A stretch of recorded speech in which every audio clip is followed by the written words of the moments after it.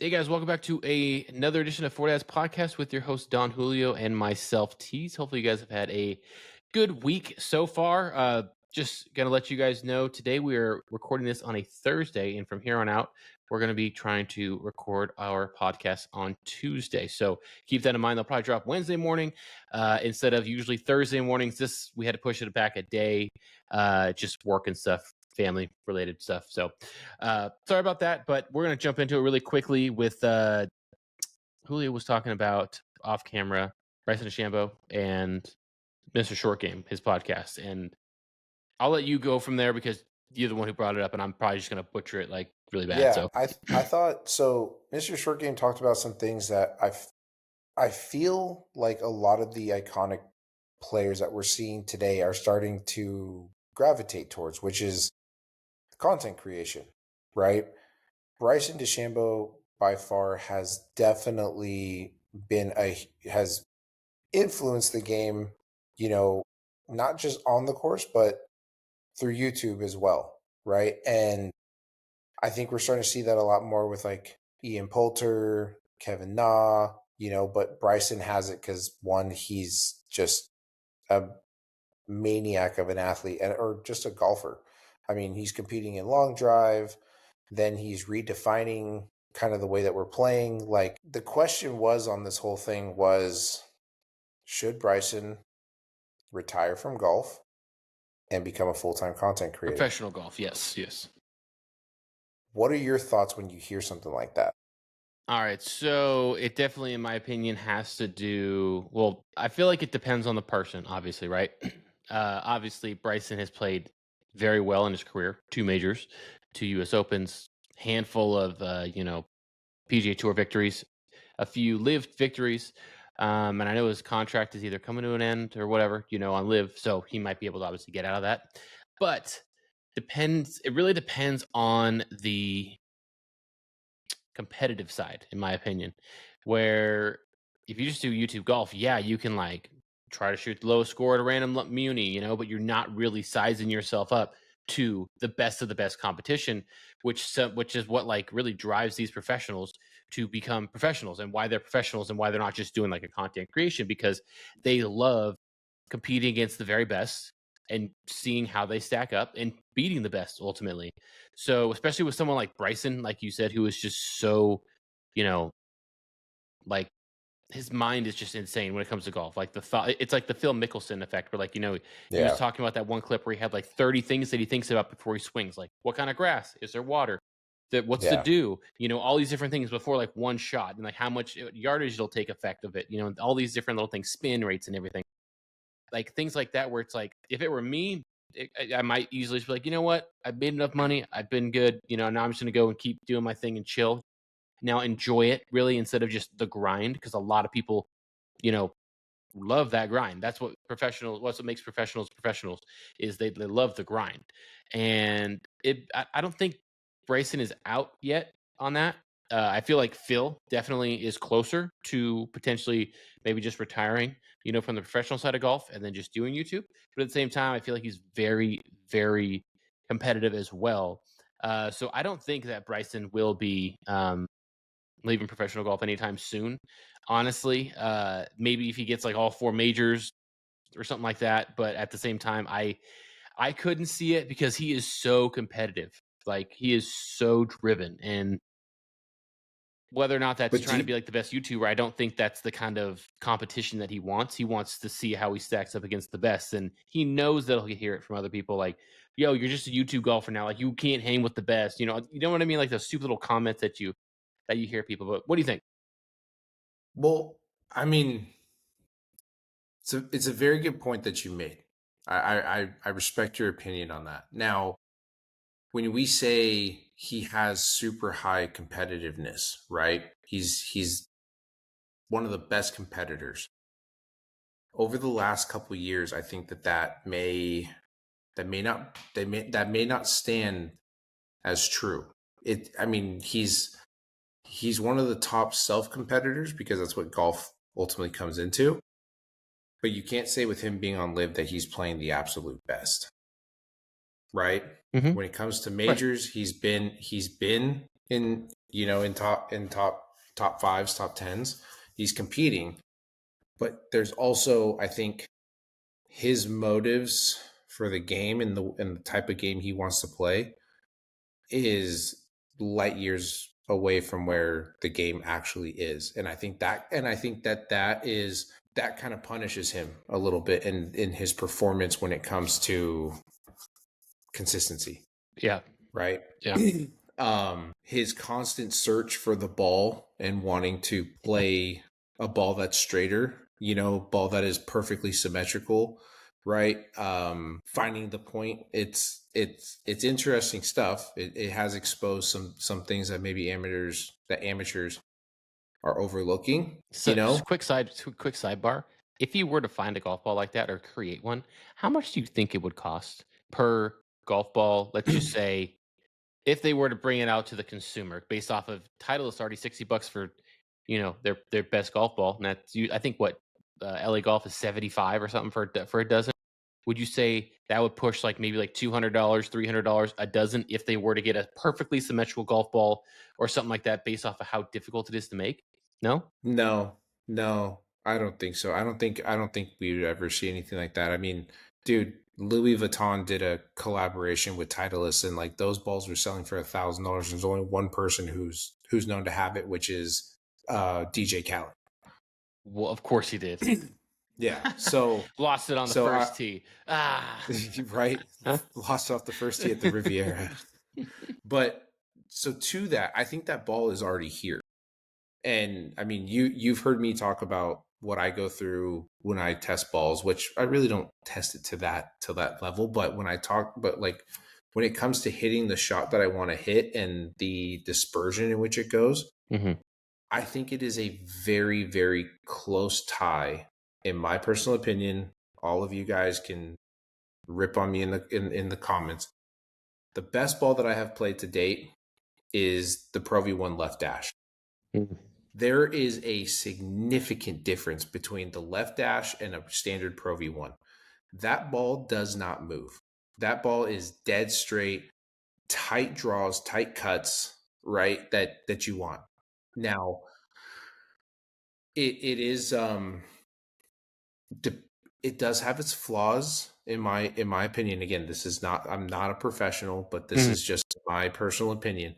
It does have its flaws when it comes to firmer greens and your ability to kind of to create spin on those firmer greens, or even just some that are wet. The ball does rip. It does have a lot of spin, which if you can control it, great.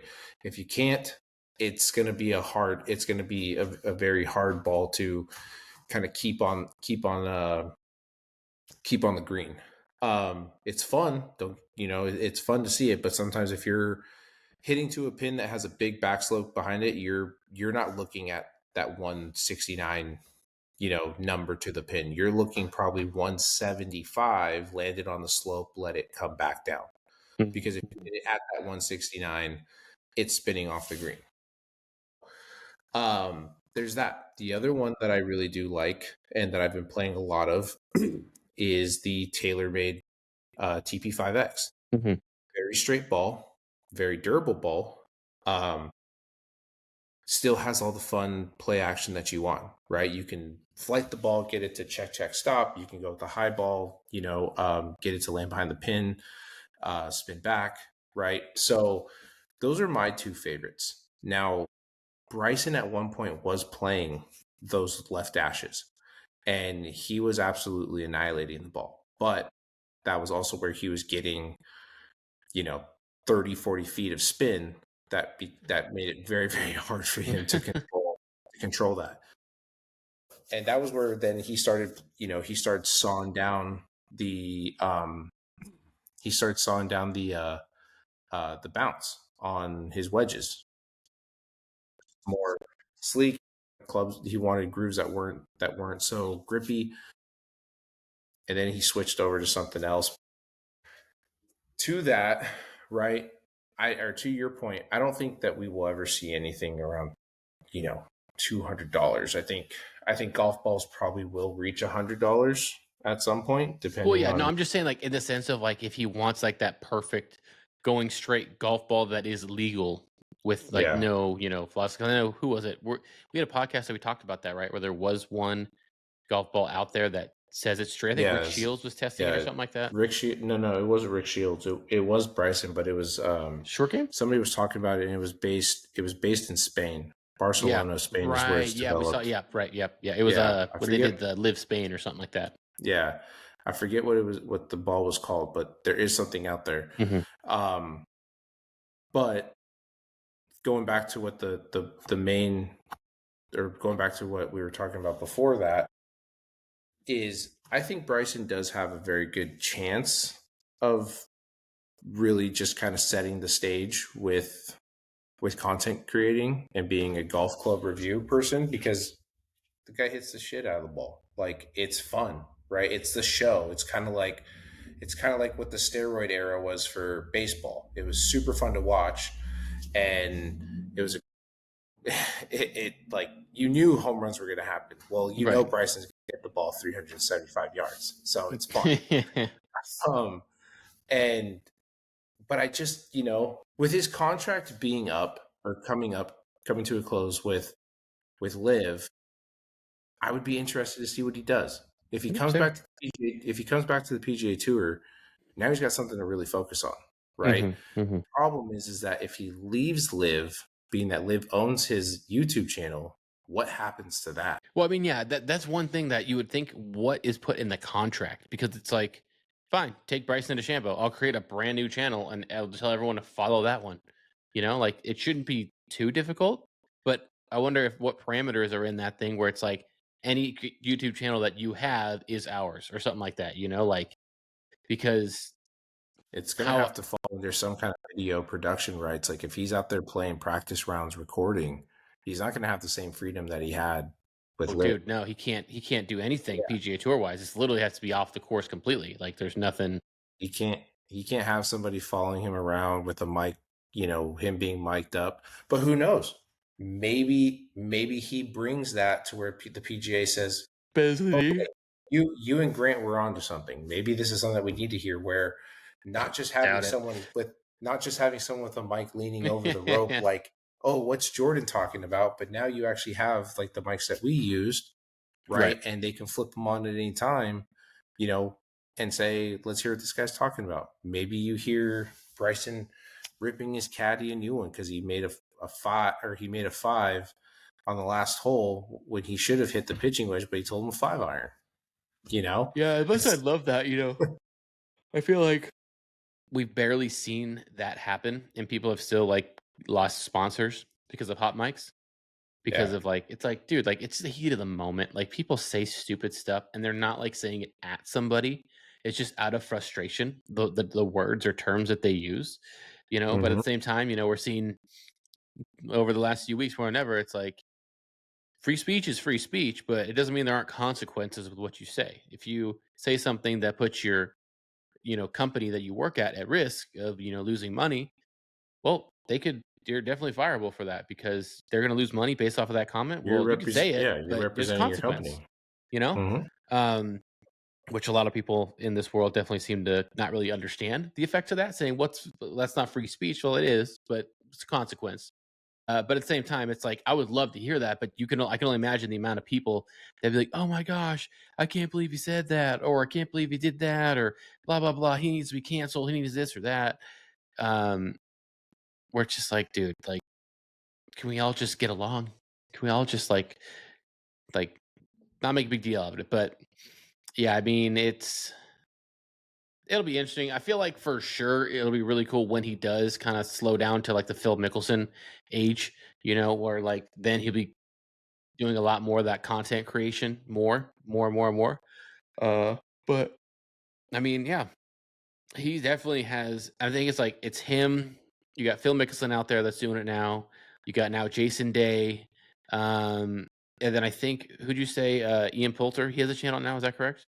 Ian Poulter has a channel now. A few other people do. I'm blanking, but Yeah, there's quite a few out there who have them, but I mean, again, is like, you got to just, I mean, dude, we talk about this all the time. Live will be the content creators tour. Like, you're gonna see guys who don't get exemptions to get into Corn Ferry go through there and basically earn it based off of popularity, right? The people's champion, the people's tour, right? You're gonna go out there and see guys who are grinding on YouTube get out there with their personal posse, following them, recording them, but also hopefully having some banter between other players, right? I mean, Right. think of like Evan Thompson just did a video with Roger Steele. Those guys were going back and forth. It was great. Like, oh yeah, you got a flight to catch. Yeah, Let's get out it's of what here. people want to watch. You know, Yeah, it's everyone what you want to loves hear because like growing. I don't know if about you, but for us, like growing up, like we never got to hear the behind the scenes of like Ken Griffey Jr. or like Alex Rodriguez or like to even Tiger Woods until like now, where like you're hearing all the stories now and all the movie the documentaries and stuff they talked about back then. But like you didn't get to see that like behind the scenes that now is like you see it more than ever because of social media, because of YouTube, getting on other channels, and like you see Adam Scott, playing with Grant Horvath. You see him playing a full round, how he plays, what he thinks, how he is, like when he's golfing and all this stuff that you never would have known over the last like 30 years that he's been playing.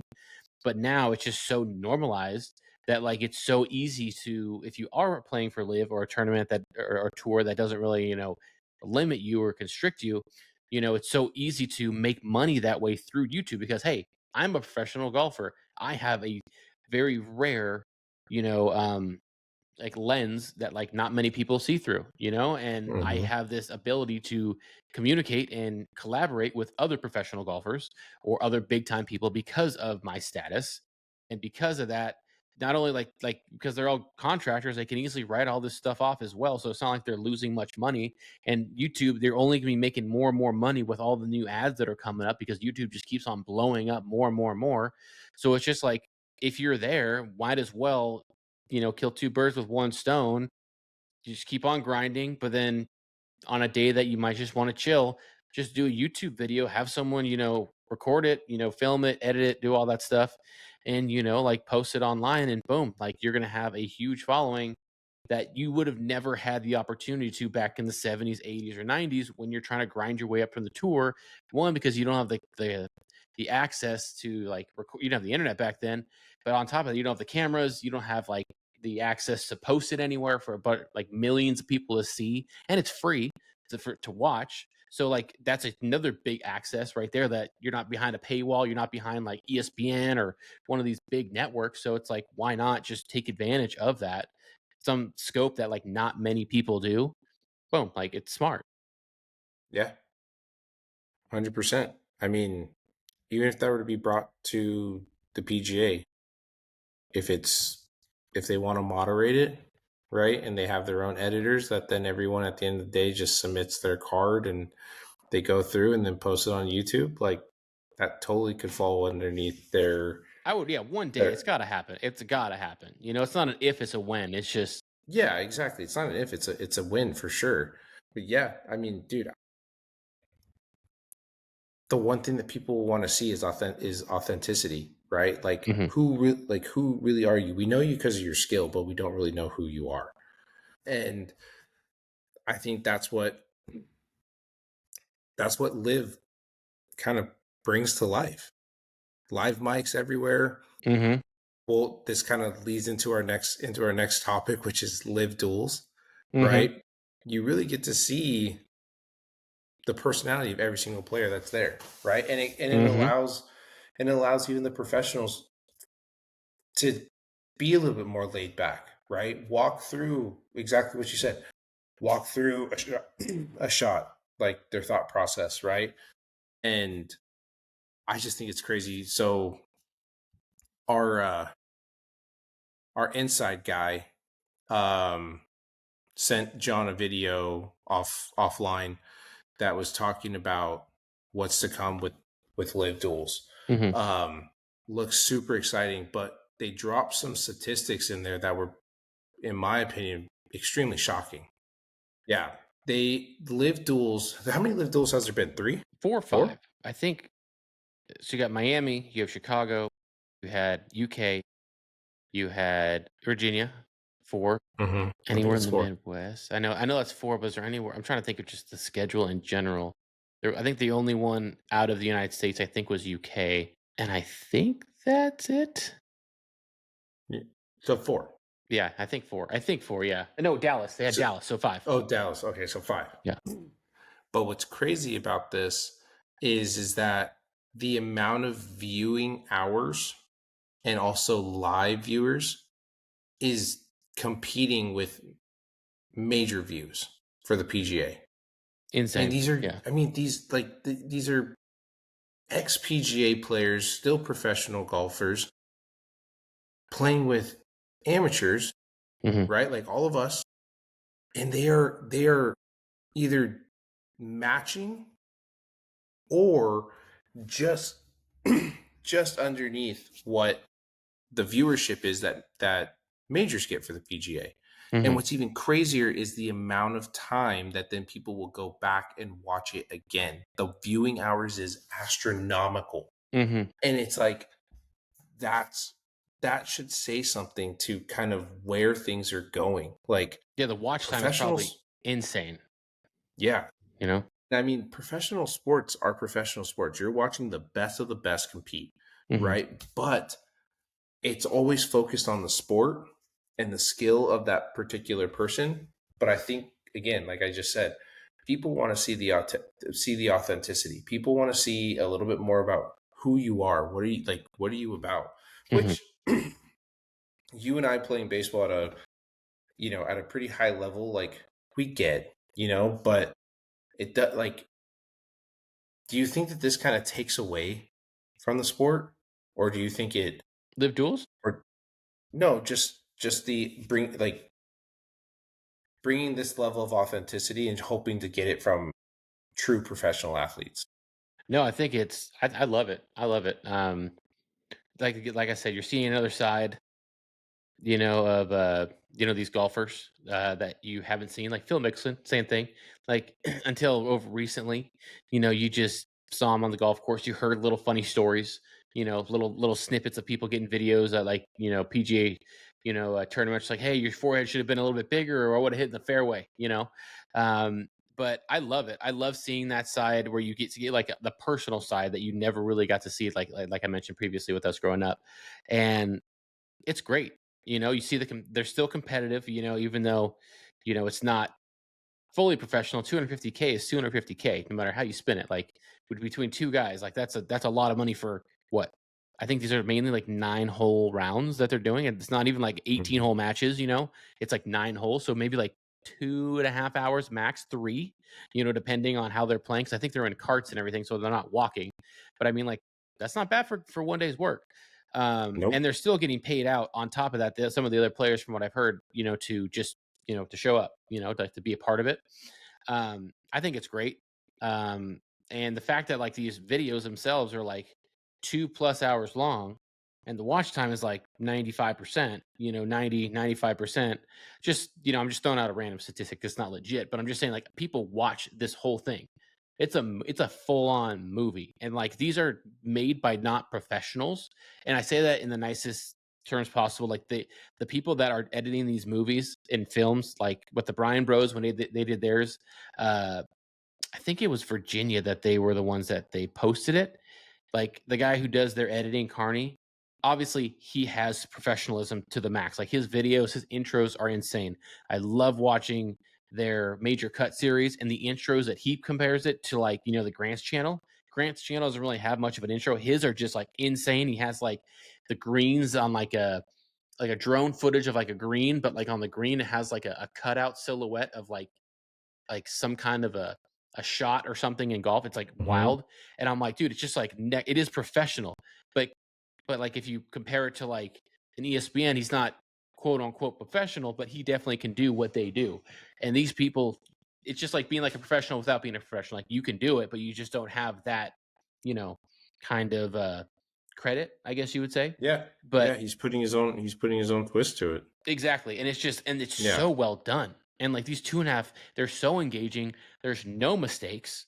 Like you watch some videos from time to time, and even I know I've made mistakes where it's like you have the wrong hole on, you forget to edit the score bug correctly or something like that. You just have all these little things that that you might forget about. You think everything's good to go. You post it and then it's out and then it's like, oh crap, I have it like the 4th hole, but I'm on like the 8th hole or something like that. Like it's just so well done. So I like it because it's giving other people also off camera opportunities to showcase, like what they're capable of. And I love Mhm. the editor for them, like for Brian Bros. He does such a great job at it. But yeah, I love him. I love him. And I know we talked about this, like our little source, he mentioned before that they dropped this video that they had 6 locations already. We don't know the locations yet. I'm probably going to reach out to him and ask. But out of these locations, let's see here. They got, I always say this wrong. Riyadh. It's Riyadh, right? Riyadh, live Riyadh. I have no idea. Yeah, okay. Great. Okay. Well, they usually play here. So I'm just reading off the locations. You got Riyadh, you have Adelaide, you have Hong Kong, you have Singapore, you have South Africa, Mexico City again, Virginia, Andalusia. I assume that's in Spain, Louisiana, and UK and Indianapolis. I think it wraps up around. Do you think they go more international for the 6 locations Absolutely. now? Yeah. Absolutely. I mean, that's what the game's been asking for, right? I mean, PGA's been asking, or sorry, the people who follow the PGA have been asking for stuff like that, right? But the PGA of America, Live is international. So, yeah, I think they do start highlighting more international stuff. I think it'd be cool to see, right? Um yeah, it's starting to sound more like the Formula 1, like the Formula 1 season. Right. Yeah. Like literally just across the globe. I'm really looking forward to, I'm hoping they do one in Adelaide. I think that'd be cool in Australia. I don't know if you've seen like some of those guys down in New Zealand and Australia. What's his name plays with a lot? The guy who played at University of Washington, he was for good for a while. He won one of the events for Live Duels recently. What's his name? I'm blanking on his name. He's either Asian or Hawaiian. Luke? Luke Kwan. That's right. Yes. So He's Australian. is he Australian? It would make I think sense so. because he plays with a lot of these like guys from like New Zealand and Australia, Yeah, I Taco think he Golf is. and like those other guys. Yeah, I think he is. But he doesn't have an accent, so that throws me off. But I No, mean, but yeah, I could be wrong. I could be wrong. okay. But yeah, so for him, he plays a lot of these guys that have been like they're really popular in New Zealand, Australia. Be interesting to see who they take, for that. And I know, let's see here, what other places? South Africa, I don't know, Mexico City. Yeah, I mean, I keep on asking. I'm like, there's no Live California, is there? Like, come on, come on. There's got to be a Trump course out here that we can have like Live California. I want to go to a Live event without. Trump National LA. That's what I'm saying. That's what I'm saying. Trump Like, National LA. make it happen, man. Like, please, I would love to go out there. I'm like, I'm like, let us help. Let us tell us what you want us to do, and we will go out there for Live Duels California, whenever it is. We are there. What if they're? I mean, dude, why couldn't like? Okay, so we know the PGA like owns Pebble, right? Why couldn't they do like a Live Spanish Bay or a Live, what's the other one? Spanish Bay, and why am I blanking on the other one that's over there? Spanish Spyglass? Bay and Spyglass, right? Like Spyglass. They'd burn that in the courses. I'm just saying, like, why not? You know? I'd love it. Yeah, no, I think that'd be cool. I mean, they have a lot of other good courses out there. You ever seen like was it the Reserve? That place the looks Reserve legit. is awesome. That place looks legit. Tehama, I think is the Tehama, I think is what it's called. It's like the one that's owned by Clint Eastwood up on the hill. Really? Yeah, that one's ultra private too. But there's so many country clubs that they could. That's what I'm saying, dude. Like, come on out in California, please. And I guarantee you that someone would be like, yeah, let's do it. Why not? Right? We could use the exposure. Yeah. Right. Why not? But I mean, what would be the repercussions of that? Then the PGA is like, nope, you're never going to get an event here at your course ever again. or at their course. Yeah, one of their course. Like, well, you were coming anyway, but at least you know of us now. Yeah, exactly. You know, you had us on the list. You had us on the list for 15 years down the road. I'll be retired by then. This is supposed to be my legacy. Yeah, right. No, man. Yeah. Yeah, there's really no reason. I mean, especially for the Trump course. I mean, they were all the hate towards like Doral that they had like over the last few years, and then now this year they're playing the PGA Tour in Doral, so they're back there, which is nice. But yeah, I'm really looking forward to see what they're doing with live duels, because I know last time they had in the UK they had like the Ryder Cup edition. You know, they had for Chicago, they had like the skins game. You know, then they had the 2-man scramble for a few of the other ones. It'll be really interesting to see what other little games that they kind of like try to play with. But yeah, so yeah, they had the skins game in Dallas for the 250. I think that was where Bryson DeChambeau and Fat Perez went with that crazy shot out of the grass. 250,000 golf match for Virginia as well. I mean, those are fun. Yeah, no, 100%. And then you can always watch them again. So much happens, you miss so much, especially being a dad. I don't know about you, but I have to watch any movie that I watch, and it's just like in like 5 parts. You know, it's like, okay, watch it here, pause it, do something else for like a day or two, come back, watch the rest of it. You know, then pause it, go do something else, come back.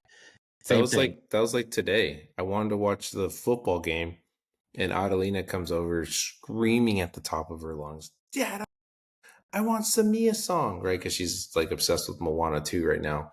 And so she's like, "I want some Mia songs." And I'm like, just wait. Just wait. Hold on, Dad's watching. No, I don't want to watch football. I'm like, listen, I bought this TV for my entertainment.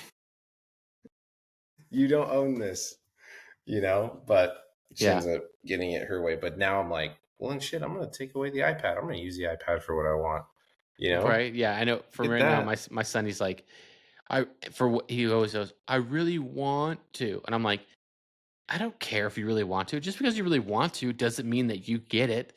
Guess what? I really want to get some sleep. I really want to go golfing. I really want to do this.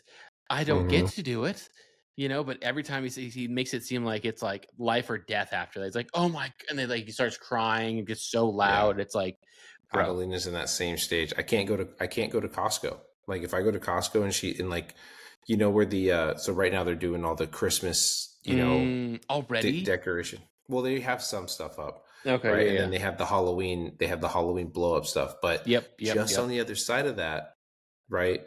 And I think Costco strategically does this, but of course, on the other side, Adelina knows that there's like the little baby Moana, Jasmine, Ariel, and like Elsa toys. So then she goes by and then she'll be like, "Oh, Dad," she's like, "Look, it's a baby Elsa." And I'm like, "Yeah, it's a baby Elsa." She goes, she'll be like, "Can I hold it?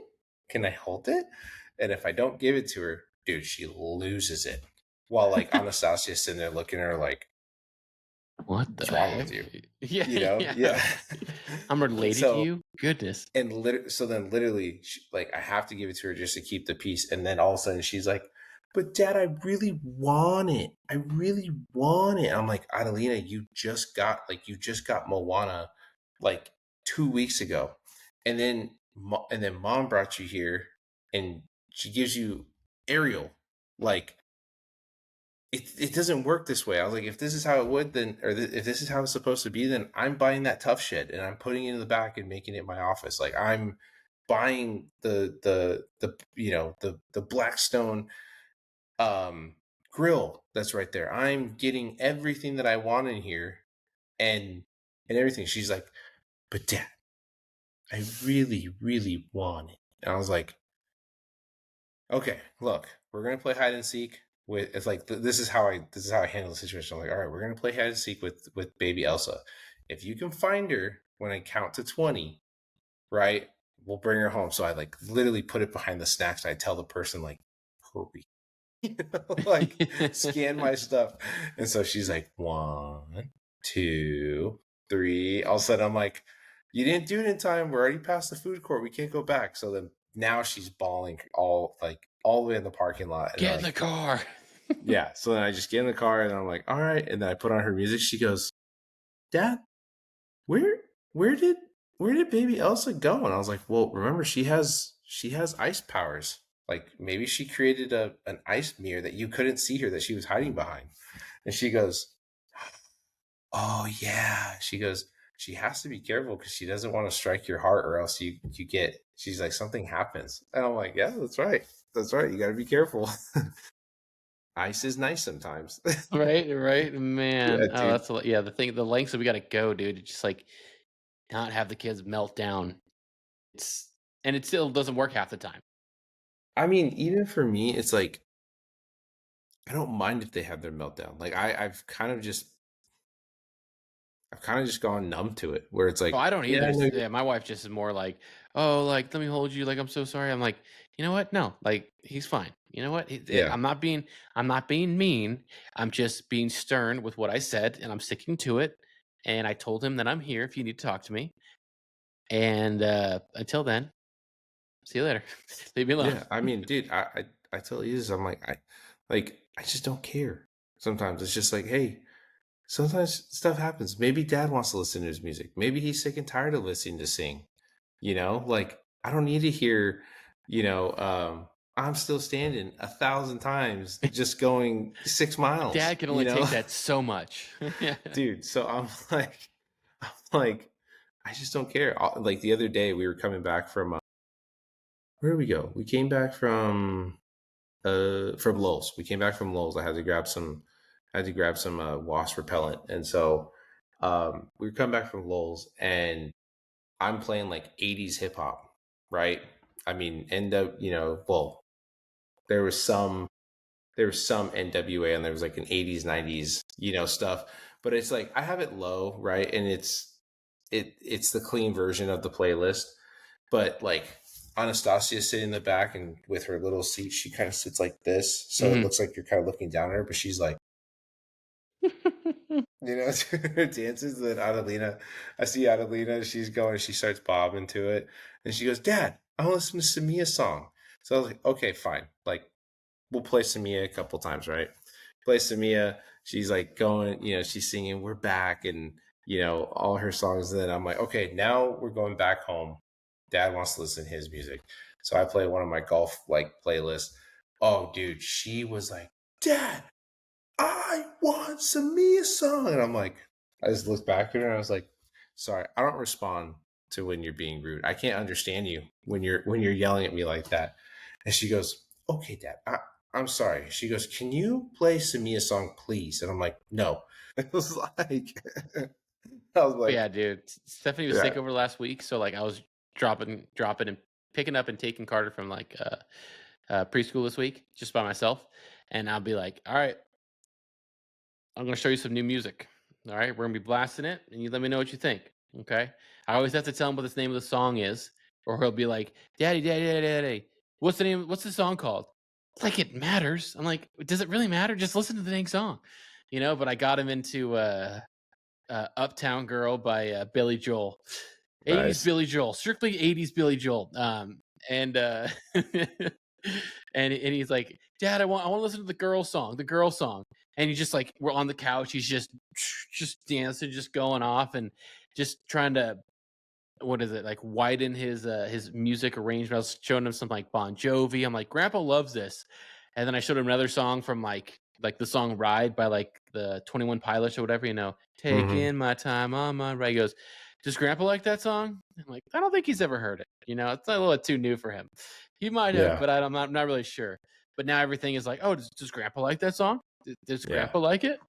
But Well, that's like when I play classic rock, right? I'm like, this is the stuff that Grandpa would play for me all the time, and Adelina's like, Grandpa likes this, and I'm like, yeah. You hear the guitars, you hear the drums, you can hear, everything in here, the bass, and she goes, okay. And then I always tell her, I'm like, yeah, go like this, like just rock out, and so it's good. But like, oh, dude, so one of her songs, which I didn't even know until my sister told me this, but you know that K-pop Demon Hunter movie that's on Netflix. So my sister, when we were down in Fresno, she tried to watch this movie a few times. Of course, TV's on. Adelina's like, "Ooh, let me see," right? First scene shows a couple demons. She gets scared. They turn it off. But dude, I didn't realize that these songs were like top songs in the world. Like Yeah. this is like Yeah. such a huge hit, dude. It's like the on Asian, the right? The radio. Asian communities, like right, Yeah, like the like South K-pop. Yeah, Korea and like South Korea, Japan and all that stuff. Yeah.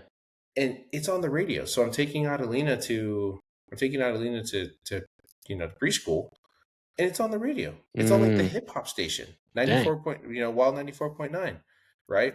And I'm like, what the heck? They're playing Soda Pop, and then all of a sudden Golden comes on, and she's like, Daddy, she's like, I like this song. What's this one? What's this one? And I was like, I don't know. It's from that movie that the monster scared you. She goes, they're not real. It's okay. I was like, but now, like, dude, even me, like, sometimes I'll hear it come on and just like, I'll do like when the Soda Pop goes a little bit. Like, I'm like, oh boy, here we go. Oh man. But, yeah. The parent. It's parent crazy, life, man. I know. Today was Adelina's first official day of preschool, and it was a little bit emotional for me today, dropping her off, just because it was like, okay, well now you're learning. Like now you're really kind of going into some stuff that has like a structured, syllabus ultimately that you're going to kind of be following now. Mm-hmm. And I'm just like, I'm about to see some phases close. No more like princesses will probably slowly start to drift, right? It's like her knack for the just going on hikes, exploration is going to slowly kind of start to drift away, and I'm like, man, it's kind of like this kind of stinks, but she gave me like a big old hug like before she left, and I told her like, make sure you listen, remember to stay in your seat and all the stuff like that. Not really knowing kind of what the preschool thing is like. I assume they still have a decent amount of playtime, but I was just thinking about it. I'm like, it's all playtime. Yeah. But I was just like, man, I was like, this is when it kind of starts. Like, this is crazy. Right. Time to hit up 9 holes. Now we have some free time. Well, Anastasia's like sitting in the back like, Dad, I didn't get my eggs this morning. Dude, she's got this look on her face. It's like, forgot something, big fella. Like, I'm still here. Dad, where are we going? We're not going to the golf. Why are we going to the golf course right now? I'm still here. Oh, dude, she loves the golf cart. I will say, like when I take Adelina and everyone, she's like, "Put me on the wheel," and she's a strong little kid. Like she's like, I'm like, hey, take it easy. I'm gonna fling you to the other side. Oh, that's awesome. Yeah, man. But I mean, just I feel like this is a good place to kind of close it out. But I think that there's some, like I said, I think that there's some exciting stuff coming down with Liv here, with what's expected throughout the rest of the year. Mm-hmm. But also, next week we have the Ryder Cup, which it will be fun. There was a video that dropped today with Colin Morikawa kind of representing the American team, talking about like he feels very confident about our team. He said that he feels that we can match up anyone on this team who's going to compete and get points, and I was like, all right, maybe the camaraderie is already there. Like, I love to hear it. I mean, Colin's not one to really speak up a lot, right? Unless he's pissed off, but it just seems like for him to be the guy to be in that video and talk about it, it looks good. Let's bring it on, dude. I can't wait. Next week's gonna be great. We'll definitely have a preview of that, our thoughts on what's gonna go down, and yeah, can't wait, dude. I feel like once the Ryder Cup ends, and it's like, now what? What else do we do now? Now we only talk about anymore. Content. Yeah, right. Now it only talks about content. Then hopefully it'll be more of us playing. Hopefully we'll be able to play this October, November, be able to get a few more rounds out before the year ends, whether it's Bay Area or out here and out in the Valley. I'm really hoping we can get in Half Moon Bay and Pebble Beach at some point. Not Pebble Beach, but one of the courses out there. Yeah. It'll be a good time. But yeah, good spot to wrap it up here. Don't be on alert next week for our Ryder Cup preview. That'll be fun. We'll definitely get really into that. And I mean, Congrats to Scotty Scheffler for the Pro Core, by the way. Congrats, man. You did it. Woo! Woo! You did it. But yeah, that'll do it. Don't forget to stay flying, go low. We'll see you guys next week.